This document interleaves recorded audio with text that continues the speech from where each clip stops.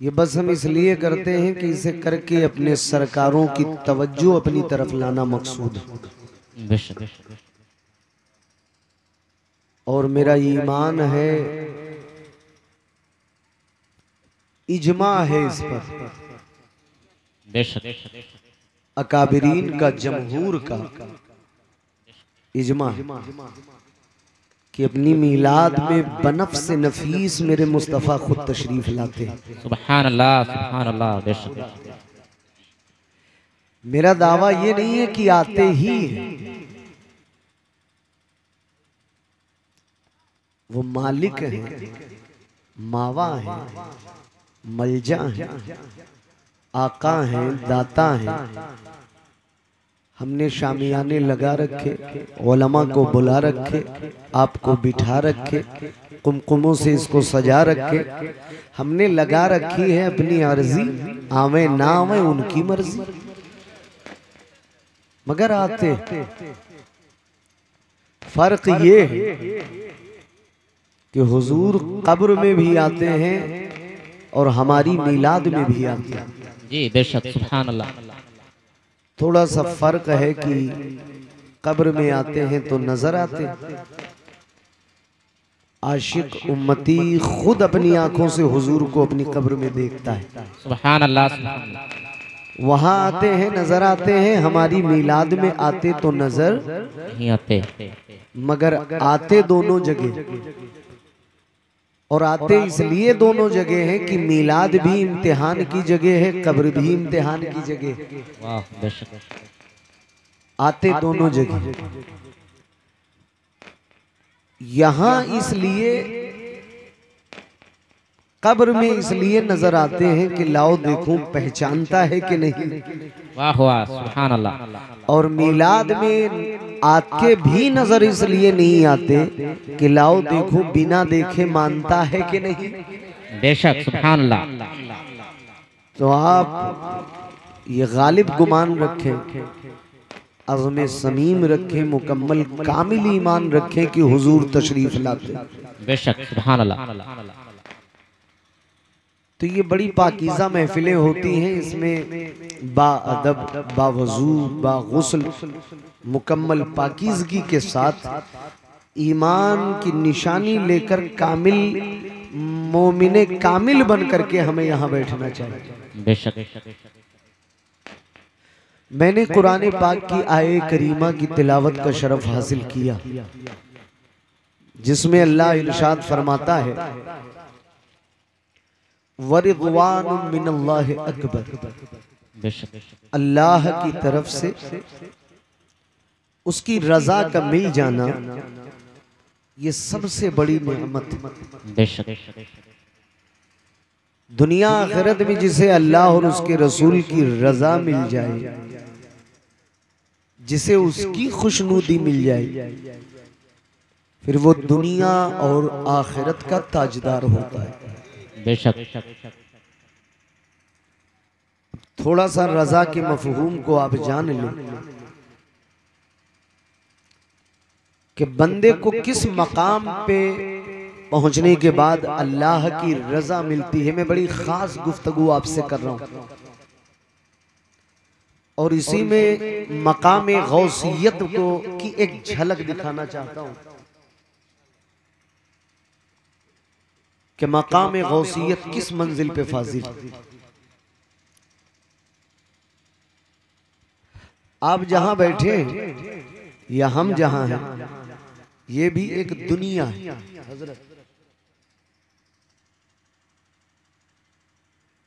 एक बंदे के अंदर अल्लाह ताला ने नफ्स के 7 दर्जे रखे। सुभान अल्लाह, सुभान अल्लाह। मैं यहीं से बस अपनी गुफ्तगू शुरू कर रहा हूं। कितने दर्जे रखे?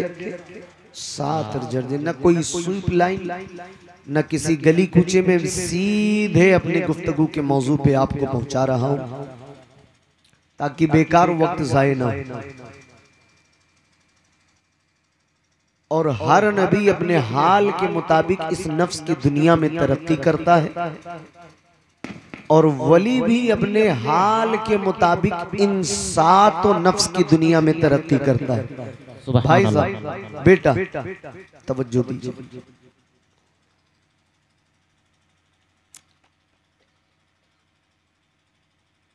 दुनियाए नफ्स का जो पहला नफ्स है, कुफार, मुशरिकीन, मुनाफिकीन और मुसलमानों में भी आम गुनाहगार लोग हमारे जैसे, ये नफ्से अम्मारा में होते हैं। यही तो है हजरत। जी जी जी। पहला जीना दुनियाए नफ्स का पहला जीना है नफ्से अम्मारा। तो हम जैसे गुनाहगार लोग किसमें होते हैं? नफ्से अम्मारा में। जिसने चीते और शेर को मारा वो मर्द नहीं, सबसे बड़ा मर्द वो है जिसने अपने नफ्स को मारा। जी बेशक। और कुरान में नफ्से अम्मारा का जिक्र आता है, इन्न नफ्स लअम्मारतुम बिस्सू। नफ्से अम्मारा इंसान को बड़ी सख्ती से बुराई का हुक्म देता है और वो गुनाहों की दलदल की तरफ, बुराई की तरफ खींच खींच के बंदों को लेकर के जाता है। भाईजान तवज्जो तो है ना। देखो, कोई जब तमहीद बांधी जाए किसी बात करने की, गुफ्तगू बनने की, तो उसको बड़ी संजीदगी से पहले सुना करो, ताकि आने वाली बात आपके समझ में आसानी बैठ सके। मैंने बताया 7 नफ्स की दुनिया में है, ये पहला नफ्स है जिसको मैंने बताया, नफ्से अम्मारा। और इसका अमल भी बता दिया कि ये इंसानों को गुनाहों की दावत बड़ी सख्ती से देता है। फिर इंसान इबादत करता है, रियाजत करता है, तकवा करता है, परहेजगारी इख्तियार करता है, अल्लाह की खशियत अपने दिल में लाता है कि वो इस नफ्स की घाटी से बाहर निकले। और हम में, आप में, हर एक को ये कोशिश करनी चाहिए कि वो इस नफ्स के दलदल से बाहर निकले। क्या बात है, सारी जिंदगी इंसान नमाज अदा करता है, रोजे रखता है, हज भी कराता है,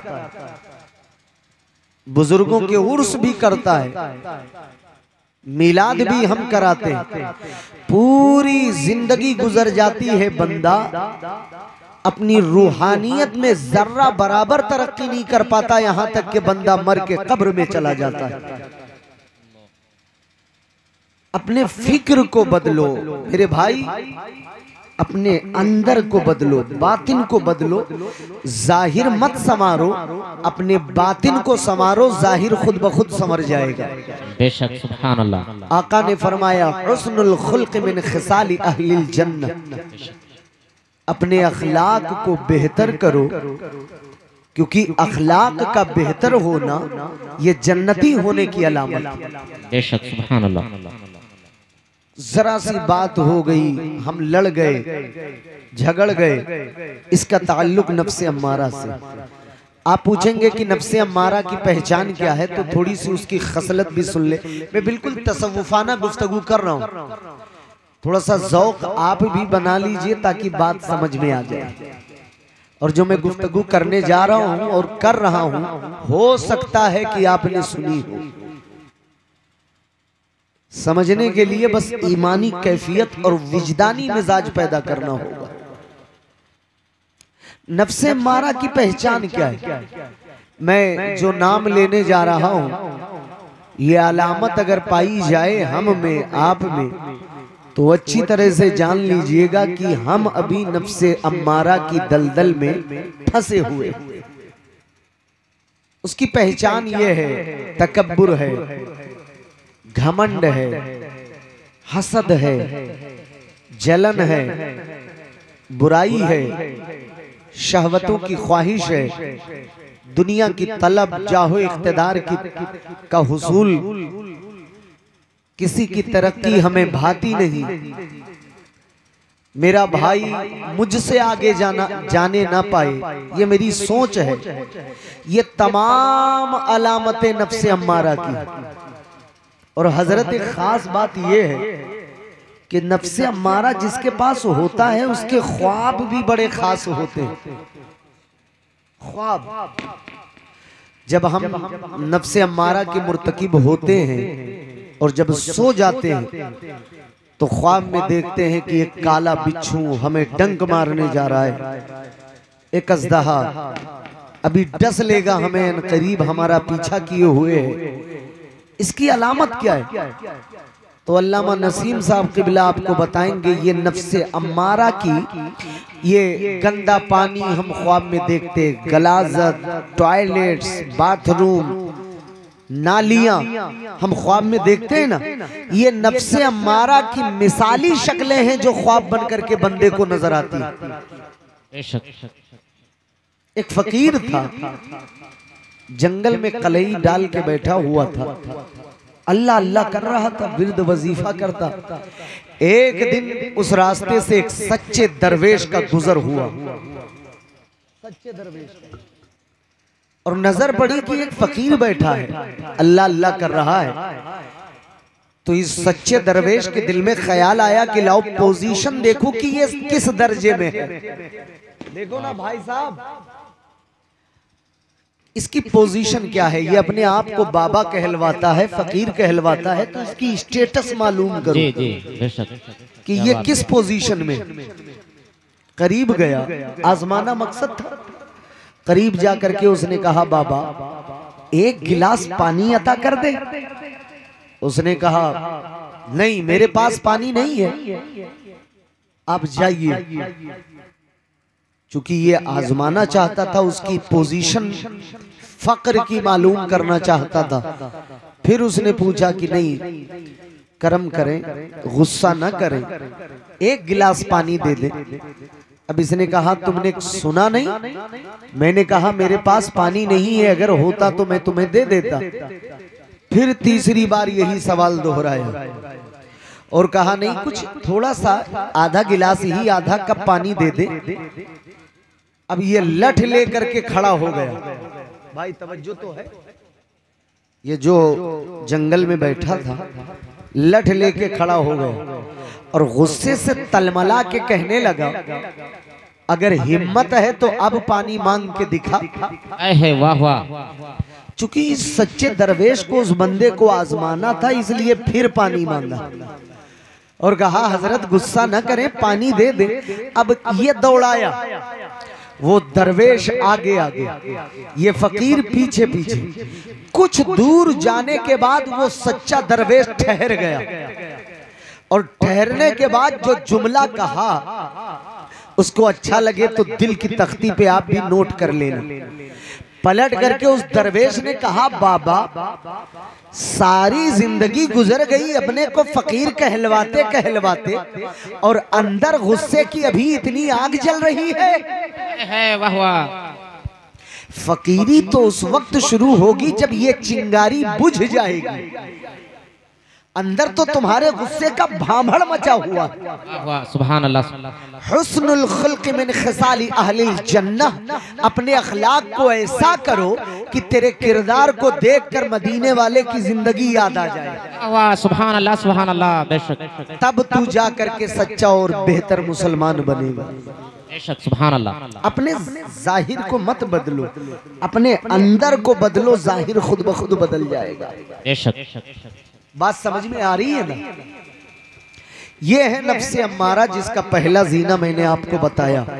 आगे बढ़िए, एक कदम और आगे। अब इंसान नफ्से अम्मारा में जब आता है, इबादत करता है, रियाजत करता है, जोहद करता है, अपना कैरेक्टर किरदार पाकीज़ा बनाता है, सुथरा करता है, तो फिर अल्लाह का फजल होता है और बंदे को नफ्से अम्मारा से निकाल के दूसरा दर्जा अता फरमाता है। भाई सुभान अल्लाह सुभान अल्लाह। तवज्जो दीजिए ना, दूसरा दर्जा नफ्से अम्मारा से निकाल के दूसरा दर्जा दिया और दूसरे दर्जे को नफ्से लव्वामा कहा जाता है। क्या कहते? नफ्से लव्वामा। मैं बड़ी महंगी गुफ्तगू कर रहा हूं, आप समझने की कोशिश कीजिए। नफ्से लव्वामा का काम क्या है भाई? कभी जिंदगी में ऐसा वक्त आता है कि हमसे गुनाह हो जाता है और गुनाह होने के बाद फिर पछतावा होता है। कभी हमसे गुनाह हो जाता, हम कर बैठते, उसके बाद अपने आप से शर्मिंदा होते। गुनाह के बाद शर्मिंदा होना ये मकाम नफ्से लव्वामा का है, नफ्से लव्वामा। और इसका जिक्र कुरान में मौजूद है, ला उक़सिमु बिन नफ्सिल लव्वामा। वाह वाह, क्या बात है, बेशक सुभान अल्लाह, वाह वाह, अल्लाहु अकबर, या रसूल अल्लाह, जिंदाबाद जिंदाबाद जिंदाबाद जिंदाबाद जिंदाबाद जिंदाबाद जिंदाबाद, अल्लाहु अकबर। आप घबराइए नहीं, इंशाल्लाह मुकम्मल गुफ्तगू समझ में आई, बस ऐसे कान पे कान धर के सुनते रहिए। तो ये दूसरा मकाम मैंने क्या बताया आपको, नफ्से लव्वामा।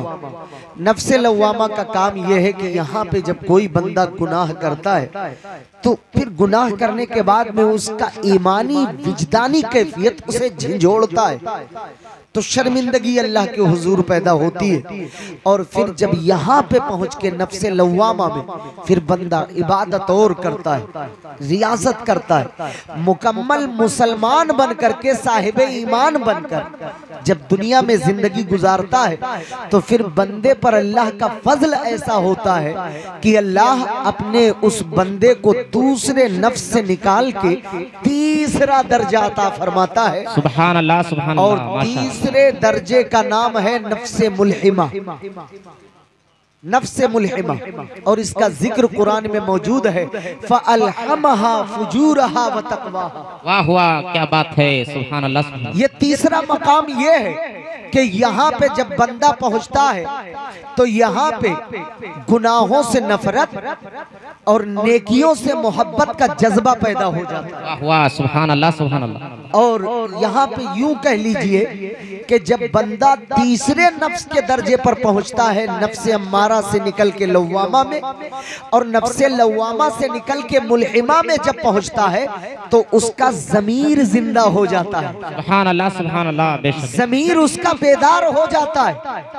और जिंदगी का सारा खेल ज़मीर ही पे है।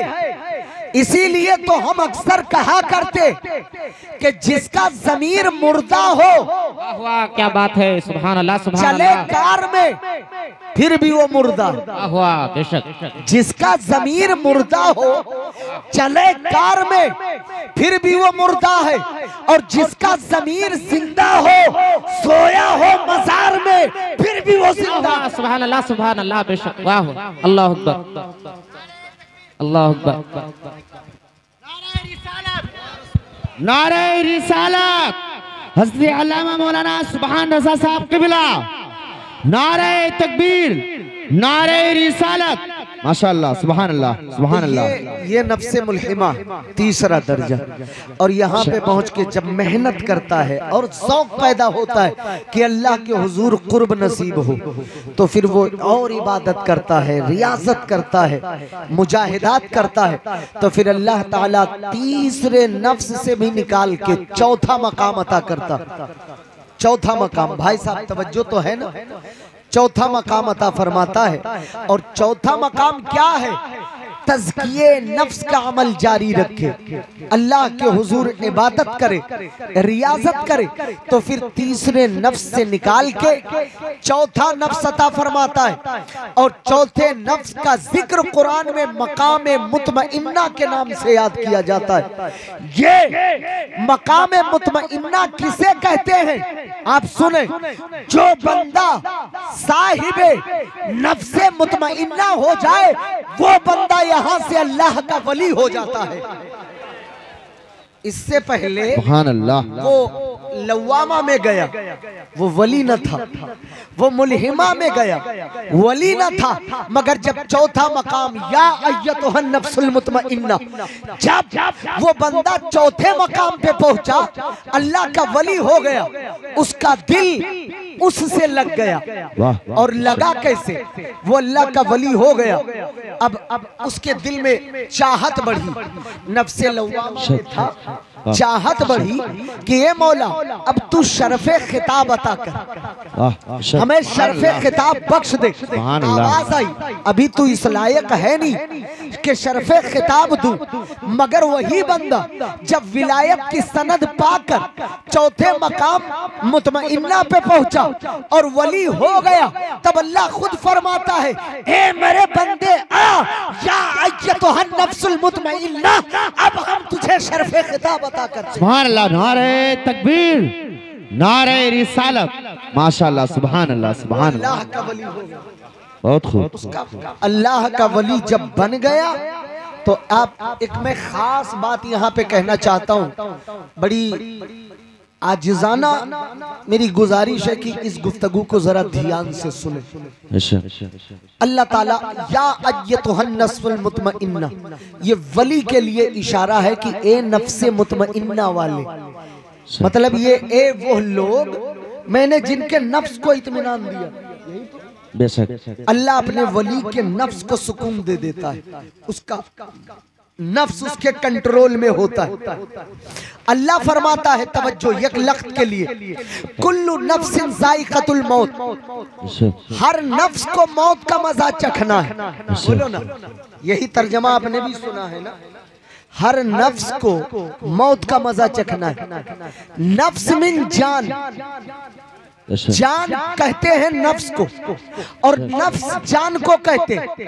अरे जान है तो मौत का मजा चखना है, नफ्स को मौत का मजा चखना। अल्लाह मौत उसे आएगी जिसमें नफ्स है, और बगदाद में गौसे आज़म, अजमेर में गरीब नवाज, बहराइच में गाज़िए पाक, जिन्होंने जीते जी अपने नफ्स ही को मार दिया, उन्हें किस मौत का मजा चखना। नारे तकबीर, नारे रिसालत, सुभान अल्लाह, सुभान अल्लाह, नारे तकबीर, हाथ उठा के बोले नारे तकबीर, नारे रिसालत, मसलके आला हजरत, मसलके आला हजरत, फैज़ाने औलियाए किराम, फैज़ाने औलियाए किराम, जश्ने गौसुल बरा, जश्ने गौसुल बरा, नारे तकबीर, नारे रिसालत, माशाअल्लाह, माशाअल्लाह, बहुत खूब। एक मैं खास गुफ्तगू जो करना चाहता हूँ आपसे, ऐसा लग रहा है कि आप मेरा साथ नहीं दे रहे।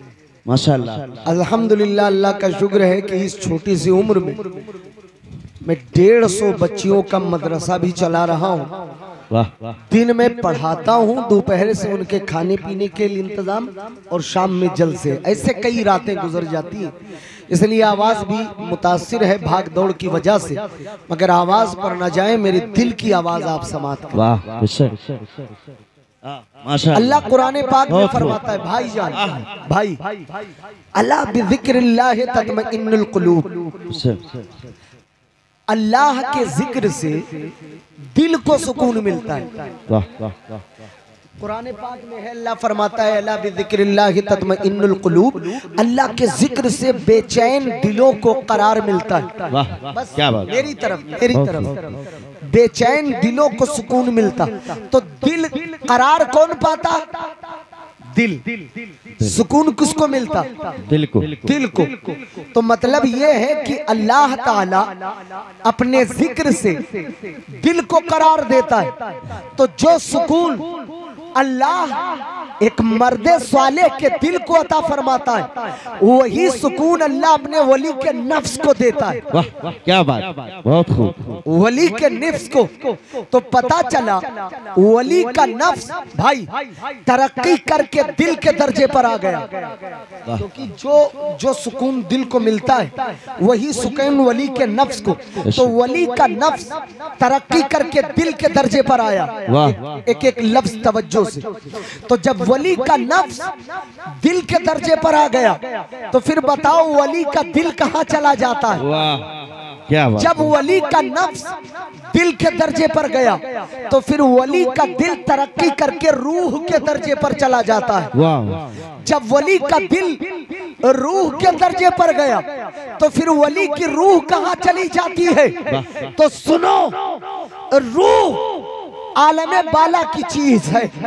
रूह पर अल्लाह के अनवार उतरते हैं, रूह पर अल्लाह के असरार उतरते हैं, रूह पर असरार इलाहिया की बारिश होती है, रूह आलमे बाला में होती है। यही वजह है अल्लाह का वली होता तो है बहराइच में, मगर खबर देता है लौहे महफूज की। नारे तकबीर, नारे रिसालत, हजरत अल्लामा मौलाना सुभान रजा साहब किबला, नारे तकबीर, नारे रिसालत। उसका दिल मुकम्मल असरार इलाहिया से मुताल्लिक हो जाता है। हम जब कुछ कहते हैं, तवज्जो, हम जब कुछ कहते हैं तो किताबों को देखकर, वली जब कहता है लौहे महफूज को देख। वाह वाह, बहुत क्या बात। उसका दिल, उसकी रूह उसके यार की रहमत में छुपी होती। वाह वाह, क्या बात। यार की इसीलिए जब अल्लाह का वली कोई बात कहता है तो हमारे उलमा की जमात किताबों का पन्ना पलट पलट के छक जाते कि वली ने जो बात कही है वो किस किताब में लिखी है, मगर कि वली की कही हुई बात किसी किताब में मिले कैसे? वली का दिल तो खुद अल्लाह की किताब बन चुका हो। वाह, क्या बात है। वाह, सुभान अल्लाह। वली का दिल बिल्कुल अल्लाह की किताब बन जाता है। लेकिन आप गौर तो करें एक लख्त के लिए कि ये चौथा मकाम है, ये जो मैंने बताया मकाम मुतमइन्ना। भाई मैं बड़े नाजुक मोड़ से गुजर रहा हूँ। मकाम मुतमइन्ना, यहाँ वली हो गया, चौथे मकाम पर पहुंचा, वली हो गया, मगर मेहनत नहीं छोड़ सकता। चौथे मकाम पे जब पहुंचा, वली हो गया, तो उसके हाल के मुताबिक और भी मेहनतें बढ़ गई। अब जब मेहनत करा, विलायत के दर्जे पर रह करके उसने मेहनत की, तो फिर अल्लाह ताला विलायत के दर्जे से भी निकालता है। वाह, क्या बात है। विलायत के ऊपर की बात सुनो, विलायत के ऊपर क्या स्टेटस है कि जब चौथे दर्जे से निकाला तो फिर पांचवा दर्जा अता फरमाता है। बस छोड़ दीजिए, पांचवा दर्जा अता फरमाता है और पांचवा दर्जा मकाम रादिया का। वाह वाह, क्या बात। मकाम रादिया, और जब मकाम रादिया पे, आवाज खोल दीजिए, अब बैठ रही है, मकाम रादिया पे पहुंचा तो मकाम रादिया पे पहुंच के उस बंदे को पांचवें दर्जे का सिला मिला, उसे मकाम मर्दिया कहते हैं। अब मकाम रादिया और मर्दिया क्या है, एक लख्त के लिए आप ऐसे नहीं जानेंगे भाई। मकाम रादिया और मर्दिया को जरा आप अपने अंदाज में सुनिए ताकि बात समझ में आ जाए। बंद कर दो। मकाम रादिया में बंदा चाहता था, ए मौला तू राजी हो जाए, ये विलायत के ऊपर। रादिया में बंदा चाहता था कि मौला तू राजी हो जाए, मगर जब बंदा मर्दिया में पहुंचा तो रब की रहमत बंदे को राजी कर रही है। रादिया में बंदा खुदा की रजा का तालिब था, और मर्दिया में रब खुद, रब की रहमत बंदे के रजा का तलब लिए बैठी है। रादिया में बंदा तालिब था, मर्दिया में मतलूब हो गया। रादिया में बंदा आशिक था, मर्दिया में माशूक हो गया। रादिया में बंदा मुरीद था, मर्दिया में मुराद हो गया। रादिया में बंदा हर वक्त अल्लाह के हुक्म का इंतजार कर रहा था, और जब मर्दिया में पहुंचा तो रब की रहमत बंदे के लब का इंतजार कर रही है। ए मेरे बंदे, अरे तू लब खोल, मैं पूरा कर दूं, यही मेरी तकदीर है।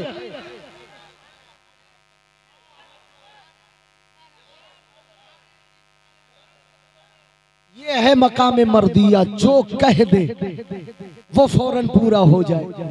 ये शान गौसे आजम का है, ये शान गौसे आजम का है।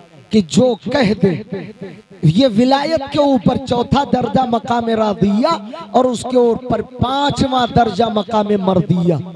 वो हुआ था ना कि हजरत जो कह दे फकुदियल अमर, जो जुबान से निकल जाए वो फौरन पूरा हो जाए। हजरत ईसा अलैहिस्सलाम के पास एक शख्स आया भाई साहब, और उसने कहा हजरत मैंने ख्वाब देखा है, आप उसकी ताबीर बता दें। मैंने ख्वाब देखा है, आप उसकी ताबीर बता दें। आपने पूछा तेरा ख्वाब क्या है? हालांकि बात सच्ची ये थी कि उसने कोई ख्वाब नहीं देखा था, कोई ख्वाब नहीं देखा था भाई, कोई ख्वाब नहीं देखा था। बस यूं ही झूठे ढकोसले के तौर पे गलत सलत, आप मेरी तरफ देखिए, मेरी तरफ गलत आकर के उसने कहा कि मैंने ख्वाब देखा है। हजरत ईसा अलैहिस्सलाम ने, यूसुफ अलैहिस्सलाम ने फरमाया कि अपना ख्वाब बयान कर। अब जब उसने ख्वाब देखा ही नहीं तो गलत ही तो ख्वाब बताएगा, बुनियाद खुद ही नहीं तो दीवार गलत खड़ी करेगा। तो उसने जो ख्वाब बताया गलत तरीके से, उसकी ताबीर सुनने के बाद हजरत यूसुफ ने फरमाया इसकी ताबीर में तो मौत है, अब तू मरेगा। बाद में वो हंसने लगा, हजरत जब मैंने कुछ देखा ही नहीं तो फिर मरना कैसा? आपने फरमाया सुन, तूने देखा हो या ना देखा हो, मेरी जुबान से निकल चुकी, अब तुझे मौत हो के रहेगी। ये है मकाम मर्दिया कि जुबान से जो अदा हो जाए वो फौरन खुद। तभी तो एक शायर ने कहा था कि खुदी को कर बुलंद इतना कि हर तकदीर से पहले खुदा बंदे से खुद पूछे बता। ये है मकाम मर्दिया कि अपनी तकदीर को इस हाल में रब ले जाए, मेरी तकदीर को, कि एक दिन वो खुद पूछे मेरे बंदे तेरी मर्जी क्या। हज़रत गौसुस समदानी कुतुबे रब्बानी सैयदना शेख अब्दुल कादिर जीलानी के पास चंद रवाफिजाना ख्याल रखने वाले, मुफसिदाना ख्याल रखने वाले पहुंचे और एक जनाजे को तैयार किया इस ख्याल से कि आज एक जनाजे को तैयार करते हैं, एक नौजवान है जिंदा है और उसको जाली मुर्दा बना दिया और कफन डाल दिया और बगदाद की जामा मस्जिद के सामने रखा। उस जवान से ये कह करके कि जब गौसे आजम तकबीर कहेंगे जनाजे की और जैसे तो तकबीर हो जाएगी तो उठ के खड़ा हो जाना, ताकि हम गौसे आजम के गौसियत का मजाक उड़ाएंगे।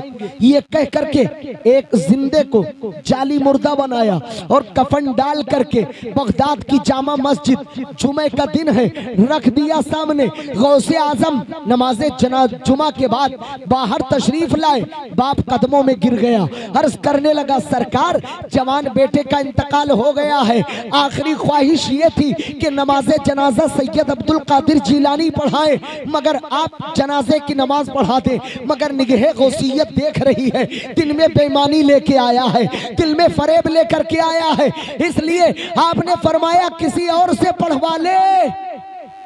अरे बोलो ना, किसी और से पढ़वा ले। बाप कदमों में गिर गया, अर्ज करने लगा नहीं सरकार, बच्चे की आखिरी तमन्ना थी कि नमाजे जनाजा गौसे आजम पढ़ाएं, इतना सुनना था। मेरे गौस ने फरमाया तो ठीक है फिर सफे बना लो, सफे बना लो। अब जब सब बन गई, इमामत के मुसल्ले पर गौसे आजम है, पीछे मुनाफिक हंस रहे, अभी उठने वाला है, अभी उठने वाला है। गौसे आजम ने अल्लाह अकबर कह के पहले तकबीर कह दी, दूसरी तकबीर हो गई, मुर्दे को बिल्कुल सन्नाटा छाया है, तीन तकबीर हो गई, मुकम्मल कफन के अंदर खामोशी, चारों तकबीर हो गई। सलाम फेरने के बाद बाप गौसे आजम के कदम पर गिरा, अर्ज करने लगा या गौस, मैंने औलाद को जिंदा लेटाया था, हरकत क्यों नहीं? आपने फरमाया अब्दुल कादिर ने नमाज पढ़ाई है, अगर जिंदा था भी तो मुर्दा।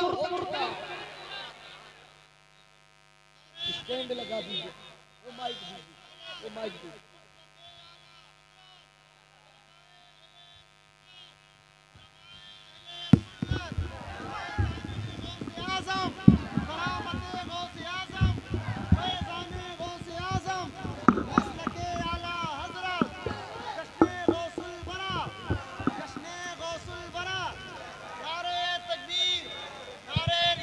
या रसूल अल्लाह। ये है मकाम गौसे आज़म कि जो कह दे वो पूरा हो जाए। एक आखिरी गुफ्तगू जो अक्सर पहलू में छूट जाता है हजरत, जो अक्सर छूट जाता है उस पे जरा आज हम रोशनी डालना चाहते हैं। आज आओ गौसे आजम को इस एंगल से हम देखते हैं। किसी ने पूछा इतना बड़ा मकाम आपको मिला कैसे? आप पैदाइशी वली वली कर साहिबे गौसियत आपके सरे मुबारक पे सजाया गया। इतना बड़ा मकाम मिला कैसे? तो आपका वो रिसाला पाक मौजूद है।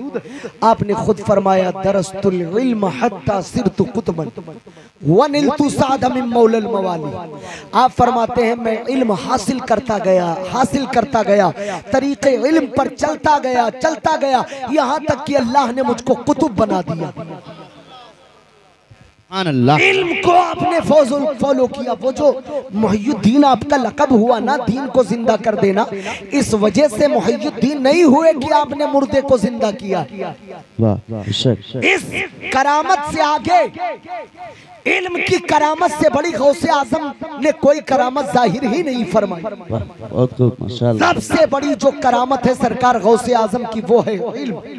और आप फरमाते हैं इल्म ही के जरिए में कुतुब हुआ, यहाँ तक के अल्लमनाहु मिन लदुन्ना इल्मा, बगैर इल्म के कोई विलायत होती ही नहीं। आज हमने तो अपने माशरे में जिहालत को विलायत का दर्जा दे रखा है। अल्लाह ताला खुद फरमाता है इन्नमा यख्शल्लाह मिन इबादिहिल उलमा, अल्लाह से डरने वाली कोई जमात है तो वो आलिमों की जमात है। जो खशियत अल्लाह का डर रखे वही अल्लाह का वली हुआ करता है। सुभान अल्लाह, सुभान अल्लाह, सुभान अल्लाह। आप सन 461 हिजरी में सरकार गौसे आजम की विलादत हुई और 481 हिजरी में और 561 हिजरी में आपका विसाले पाक हुआ। इसमें 40 साल तक, भाई साहब मैं इल्म का स्टेटस बता रहा हूँ, सरकार गरीब नवाज ने 3 साल तक मदीने में हदीस पढ़ाया है। सुभान अल्लाह। मदीने में हदीस का दर्स दिया है सरकार गौसे आजम 40 साल तक। जो आपकी बगदाद में जामे मस्जिद थी, 40 साल तक आपने तकरीर किया। 40 साल तक सन 461 हिजरी से लेकर के 500 हिजरी तक, 500 कुछ हिजरी तक सरकार गौसे आजम ने अपने इस जिंदगी में 40 साल तक मेरे गौस ने तकरीर किया है और 40 साल जिंदगी में 33 साल मदरसे में पढ़ाया है। सुभान अल्लाह, सुभान अल्लाह। सुबह आप सबसे पहले तफसीर कुरान पढ़ाते, इल्मुल हदीस पढ़ाते, इल्म अदब पढ़ाते, लुगत पढ़ाते, नहव, सर्फ, फिक्र, अला हासिल क़याल। एक दिन में गौसे आजम 13 सब्जेक्ट का उलूम देते थे। वाह, बेशक, बहुत खूब, माशाअल्लाह। 13 सब्जेक्ट पढ़ाते थे गौसे आजम। बेशक। ही वाज ए टीचर, वो एक मुदर्रिस थे, वो एक उस्ताद थे।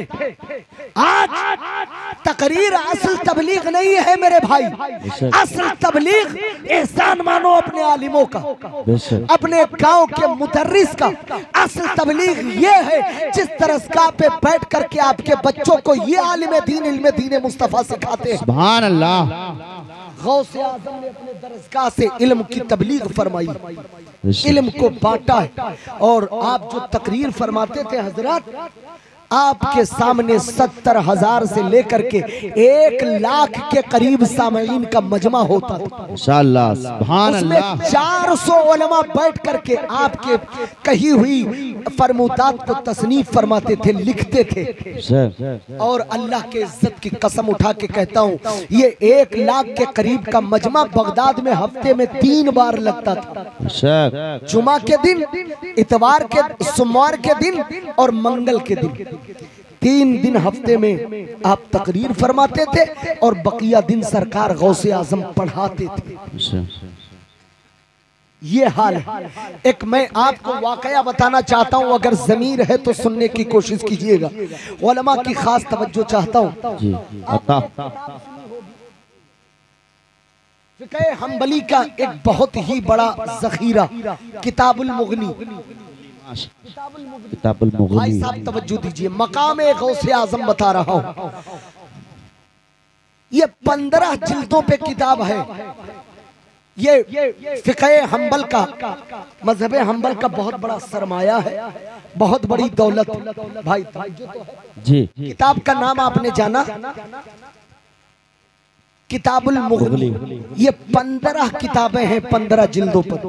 और इसको लिखने वाले जो राइटर हैं वो हैं जो है इमाम इब्ने कुदामा अल मक़दिसी अलैहि रहमतुर रिज़वान। ये बहुत बड़े बुजुर्ग गुजरे हैं फिक़े हम्बल के हजरत। और ये किताब आपने लिखी है। और एक किताब और है अल खिरक़ी, उसका नाम है अल मुख्तसरुल खिरक़ी। इतनी छोटी सी किताब, इतनी पतली किताब है कि उसका नाम ही पड़ गया अल मुख्तसर। अल मुख्तसर, छोटी सी किताब। और इसके जो मुसन्निफ हैं वो इमाम अबुल कासिम अल खिरक़ी। इस पतली सी किताब को जिन्होंने लिखा है वो किताब के मुसन्निफ इमाम अबुल कासिम अल खिरक़ी। और दूसरी किताब जो मैंने बताया किताबुल मुग़नी, वो 15 जिल्दों पे बहुत मोटी किताब है, बहुत भारी, फिक़े हम्बल का पूरा सरमाया।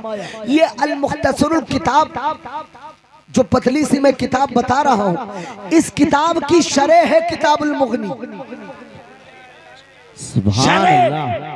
ट्रांसलेट, अब मैं कैसे समझाऊं आपको, उसका समझ लीजिए तर्जुमा है। अब भाई साहब खुदा के लिए गौसे आजम की गुफ्तगू कर रहा हूँ, तवज्जो दीजिएगा। ये ट्रांसलेट है, पतली सी किताब का तर्जुमा है, 15 जिल्दों की बड़ी बड़ी किताब। ये शरह है, मतलब ये जो पतली सी किताब है हजरत, ये मतन है और ये उसका हाशिया है जी। और इमाम इब्ने कुदामा अल मक़दिसी फरमाते हैं गौसे आजम के सरकार इमाम इब्ने कुदामा अल मक़दिसी ने जो पतली सी किताब है अल मुख्तसरुल खिरक़ी, वो फरमाते हैं इस किताब को मैंने गौसे पाक से पढ़ी है। सुभान अल्लाह, सुभान अल्लाह। गौसे पाक से कैसे? फरमाते हैं जब मैं बगदाद पहुंचा इस पतली सी किताब को पढ़ने के लिए, तो मुझे सरकार गौसे आजम के जिंदगी के कुल 49 दिन मिले। 49 दिन मैं पहुंचा, आखिरी वक्त में सरकार गौसे आजम से सोहबत मिली। 49 दिन, 49वें दिन सरकार गौसे आजम का इंतकाल विसाले पाक हो गया। और जब मैं 49 दिन, कुल 49 दिन इस पतली सी किताब को गौसे पाक से पढ़ करके 15 किताब इसके बदले में लिखा। अल्लाह के इज्जत की कसम उठा के कहता हूँ, अगर इमाम इब्ने कुदामा अल मक़दिसी को गौसे आजम के जिंदगी के सिर्फ 49 दिन मिले थे तो 15 किताबें लिखी। अगर कुछ और दिन मिल जाते तो इल्म की वो दरिया बहा देते। सुभान अल्लाह, सुभान। नारे तकबीर, नारे रिसालत, हजरत अल्लामा मौलाना सुभान रज़ा साहब क़िबला। नारे तकबीर, नारे रिसालत। आपने सुना होगा कि मेरे गौस ने पैदा होते ही दूध नहीं पिया, बड़ा मशहूर वाकया है। इसको जरा हजरत मैं अपने अंदाज में बताता हूँ। मेरे गौस ने दूध नहीं पिया और वो साल गुजर गया। जब दूसरा साल आया तो हाल ये हुआ कि जब पहले रमजान का चांद देखने का वक्त आया जी, बेशक, तो बादल छाया हुआ था। लोगों ने कहा पता लगाओ गौसे आजम ने रोजा खोला है कि नहीं। सुभान अल्लाह। आपने दूध नहीं पिया, क्यों नहीं पिया? या मेरे सरकार आपने पैदा होते ही दूध नहीं पिया और रोजा रखा। शरीयत तो पैदा होते ही किसी को कहती नहीं कि तुम रोजा रखो। सुभान अल्लाह। आपसे शरीयत ने कहा कि रोजा रखो, बोलो ना जोर से। नहीं, आपसे कहा भी नहीं, हम रखते भी नहीं। आप अपने इमाम से पूछिए कि हजरत मेरे बच्चे पर रोजा रखना कब फर्ज है। आप बताएंगे कि जब आपका बेटा बालिग हो जाए। आकिल हो जाए, बालिग हो जाए, रोजा रखना फर्ज। मगर मेरे गौसे आजम ने तो पैदा होते ही रोजा रखा, शरीयत ने कहा भी नहीं और रख लिया। जी अता शरीयत ने तो मुझसे भी नहीं कहा, हम रखते भी नहीं, और शरीयत ने गौसे आजम से भी नहीं कहा था, आपने पैदा होते रख लिया। क्यों? तो सुनो, पैदा हम भी हुए, जी पैदा गौसे आजम भी, मगर हमारे उनके पैदा होने में फर्क है। हम फितरते बशरियत पर पैदा हुए, वाह वाह, ये मानो जात इंसानी हाल में हम फितरते बशरियत पर पैदा हुए। आगे चल के बड़े होके हमें शरीयत के मुताबिक बनना है। क्या पैदा होते ही हमने साफा बांध लिया था? हम पहले शरीयत के मुताबिक बशरी फितरत पर पैदा हुए, और जब बड़े हुए उस्ताद ने कहा इसे खाना खाओ, हमने वैसे खाया। उस्ताद ने कहा इसे बैठ के पानी पियो, हमने पानी पिया। उस्ताद ने कहा पैंट ना पहनो, कुर्ता पैजामा पहनो, हमने पहना। आगे चल के शरीयत के मुताबिक बनना है। हम फितरते बशरियत पर पैदा हुए, आगे चल के शरीयत के मुताबिक बनना है। और गौसे आज़म फितरते शरीयत पर पैदा हुए, आगे चल के उन्हें अल्लाह के मसीहत के मुताबिक बनना। नारे तकबीर, नारे रिसालत, नारे रिसालत, माशाअल्लाह सुभान अल्लाह। जब कुछ सामने होती है तो शरीयत देखते हैं।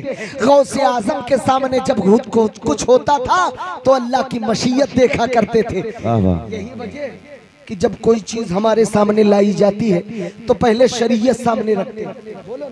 शराब की बोतल अगर कोई सामने रख दे तो शरीयत देखोगे ना कि शरीयत इजाजत देती है क्या?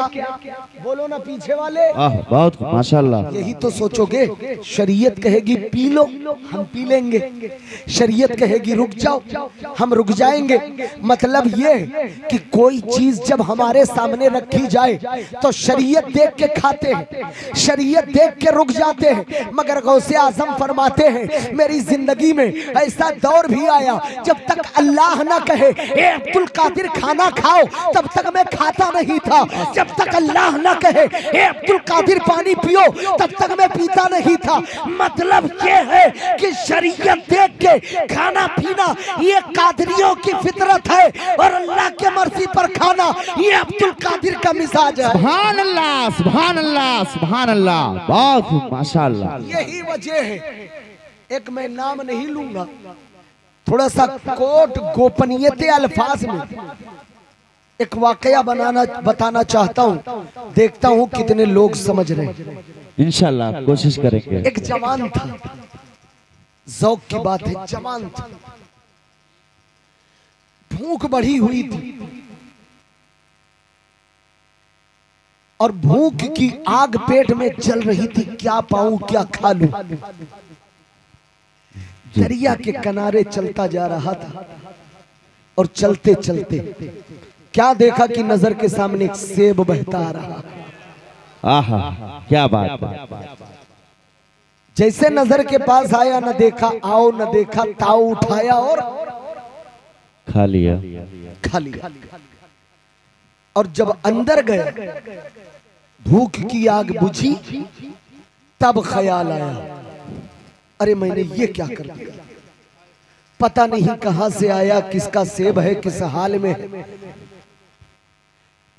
कहीं खाए हुए सेब से खून का एक दो कतरा न बनने पाए। चलो जहां से ये फल आया है वहां का कोई मालिक होगा। इससे पहले कि वो प्लेट ना बन पाए, इसके मालिक से इजाजत और माफ करा लो।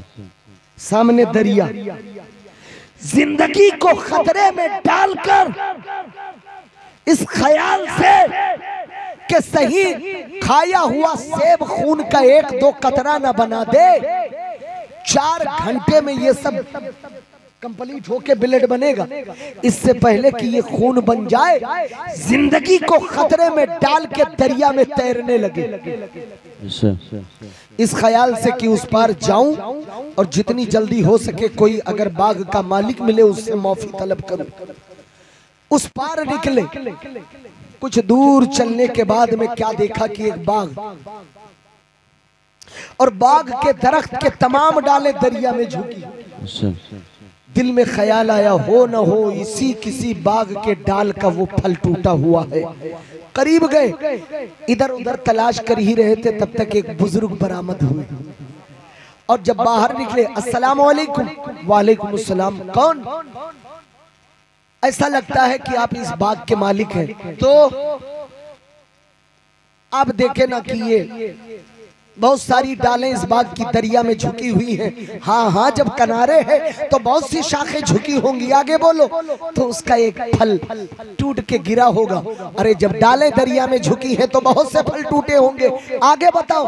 तो वो बहता हुआ जा रहा था, आगे तो वो मेरे पास आया, मैंने उठा के खा लिया। क्या अंदाज, माशाल्लाह, सुभान उठा अल्लाह। के खा लिया। क्या चाहते हो? उसी को माफ कर दीजिए। सोचने लगा यार, जमाना तो ऐसा है, वो ज़ईफ लोग बगैर पूछे पूरी आबादी का आम खा जाते, बेकार तक नहीं लेते। ये कैसा नौजवान है, एक सेब हजम नहीं कर पाता। आया कुछ स्पेशल बंदा है, खास है। अबू ज़ईफ ने अपने तजुर्बे की नजर से देखा, वाह, क्या जाने मत दो, क्वालिटी है इस बंदे में। क्या चाहते हो, क्या कर सकते हो इसके लिए? बोले आप जो कहें मैं करने के लिए तैयार हूं, बशर्ते कि माफ कर दे। सुभान अल्लाह। कैसे थे वो, कैसे हैं हम? सोच कैसी खशियत उस जवानी में उस जवान को थी। वाह, आज बुढ़ापे में भी हमें अल्लाह का डर नहीं होता। क्या बात है, माशाल्लाह। कहीं खून न बन जाए। अरे जवान, हलाल खा, अपने बच्चों को हलाल खिला। अरे हाथ उठाने की भी जरूरत नहीं पड़ेगी, दिल में सोचेगा वो मुराद, अल्लाह फौरन पूरी कर देगा। सुभान अल्लाह, सुभान अल्लाह, सुभान अल्लाह। हलाल खा के तो देख, चेहरे पे नूर उतर आएगा। क्या बात है, माशाल्लाह। लगा ये बूढ़ा, ये कैसा बंदा है, एक सेब के लिए इतनी दूर आया है माफी मांगने के लिए। क्या कर सकते हो? आप जो बोले मैं करने के लिए तैयार हूं, मगर माफ कर दे। अब बूढ़े ने अपने दूरंदेशी नजरों से देखा, बड़ा खशियत रखने वाला बंदा है, जाने मत दो।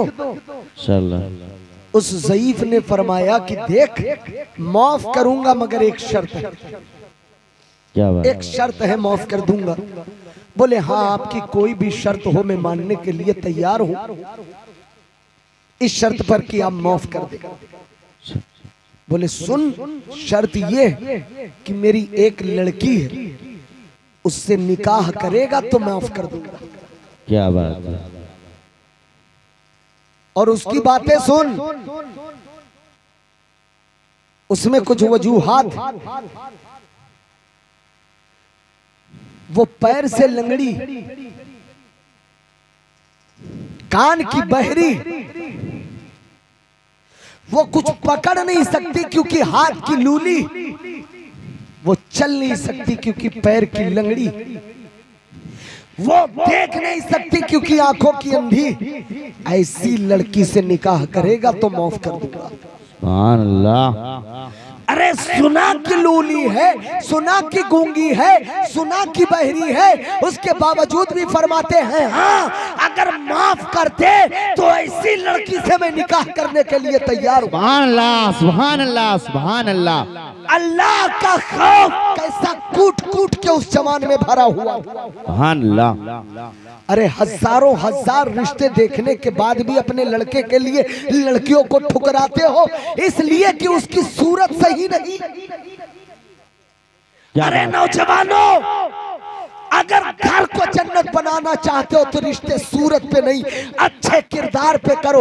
ये देख कि उसका किरदार गुलामी फातिमा तक पहुंच रहा है कि नहीं, सुभान अल्लाह, सुभान उसके अल्लाह। किरदार में मुस्तफा की सुन्नत मिली है कि नहीं, रोजे नमाज की पाबंद है कि नहीं, उसका किरदार बेहतर है कि नहीं।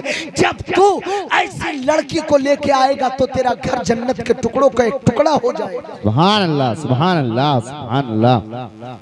बोले मैं मुझे मंजूर, कबूल हो गया, निकाह हो गया। अब जब निकाह हो गया, निकाह होने के बाद आए अपने ससुर का हाथ पकड़ के बोले अब तो आप माफ कर दो।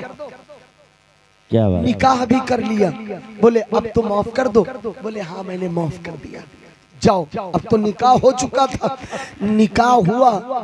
अब जब कमरे में दाखिल हुए तो पहले से जानते ही थे कि वो तो लूली है, वो लंगड़ी है, वो अंधी है, वो बहरी है, न वो सुन सकती, न देख सकती, न बोल सकती। मगर सुन्नतन, जो सुन्नत तरीका था, कमरे में दाखिल हुए, दाहिना कदम कमरे में रखा और सुन्नत के मुताबिक इन्होंने कहा अस्सलामु अलैकुम। कमरे के अंदर से निस्वानी आवाज आती है वालेकुमुस्सलाम। ये उल्टे कदम भागे इस ख्याल से कि एक गलती हुई तो यहाँ तक पहुंचा, वाह, क्या बात, दूसरी हुई तो कहाँ तक जाना होगा। वो भागे और अपने ससुर का हाथ पकड़ के बोले कि आप तो वो बोले थे कि अंधी है, लूली है, लंगड़ी है, मगर वो तो ऐसी हुस्न की मलिका है कि चांद भी देखे तो शर्मिंदा हो जाए। वाह, क्या बात है। वो पे करे हुस्नो जमाल। ज़ईफ ने फरमाया घबराओ मत, इसी से तेरा निकाह हुआ।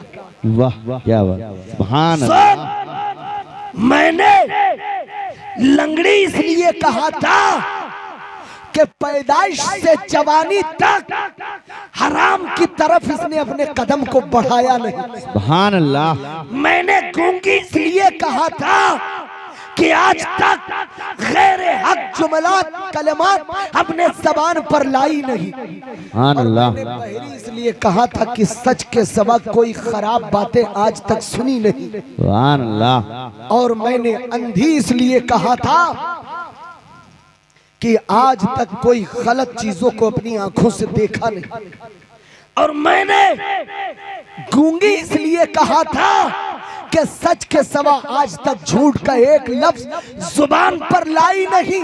तो जब लड़की इतनी पाकीज़ा हो और जवान इतना अल्लाह से डरने वाला हो और जब निकाह के जरिए दोनों को इकट्ठा किया जाए तब गौसे आज़म की विलादत होती है। सुभान अल्लाह, सुभान अल्लाह, सुभान अल्लाह।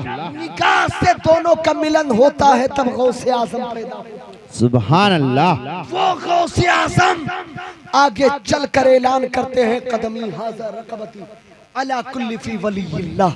मेरा ये कदम कुल औलिया अल्लाह के गर्दन। खुदा का शुक्र है कि हमने वलियों नबियों का जमाना नहीं पाया, कोई बात नहीं, हमने वलियों का जमाना तो सुभान अल्लाह। और वलियों में भी ये जमाना सरकार गौसे आज़म का जमाना। सुभान अल्लाह। ये दौर गौसे आज़म का है। हमारी हिफाजत रूह गौसियत कर रही है और ये जमाना उस वक्त तक चलता रहेगा जब तक इमाम महदी तशरीफ नहीं लाए। सुभान अल्लाह। ये कुल का कुल दौर मेरे गौस का है। अल्लाह का शुक्र है कि उस दौर में जो हमने नबियों का जमाना नहीं पाया, एक जमाने का नबी होता था, एक दौर का नबी होता था, एक इलाके का नबी होता था। आज हमारी रहबरी के लिए अल्लाह ने गली गली में वली को भेज रखा है, हर शहर में वली को भेज रखा है, नगर नगर में वली को भेज रखा है, हमारी रहनुमाई कर रहे हैं। आप देखें ना, जब एक नमरूद आया, उस नमरूद से बचाने के लिए अल्लाह ने अपने नबी को भेजा। सुभान अल्लाह।